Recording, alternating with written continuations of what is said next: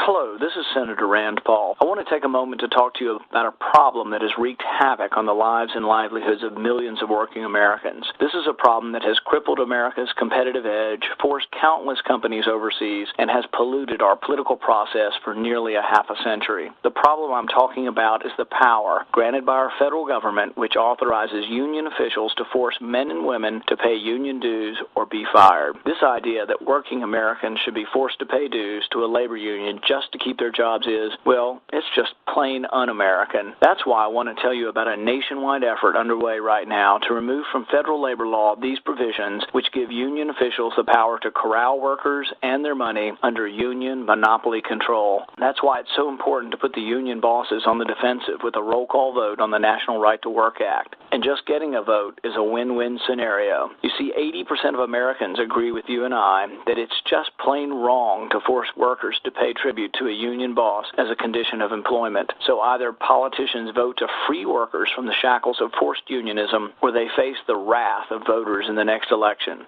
The one-page National Right to Work Act I have sponsored will not add a single word to existing law. Rather, it will remove from the federal labor law those provisions which give union officials control over American workers, who must either comply with the union boss's demands or be fired. You've heard it said before, absolute power corrupts absolutely. Well, the absolute power granted to union bosses by the federal government costs American workers nearly $11 billion every year in forced dues alone. And every year, big labor spends billions of dollars trying to buy elections, influence votes, and viciously attack politicians who stand against forced union dues. Through boilerplate phone banks, midnight mail drops, union-paid election staffers and political operatives, and their deceptive television and radio smear campaigns, the union bosses run a well-greased political machine, all paid for with money ripped off from the pockets of hard-working Americans. Now, I'll tell you, big labor's threat is real. That's why I've joined forces with the National Right to Work Committee. As you might have guessed,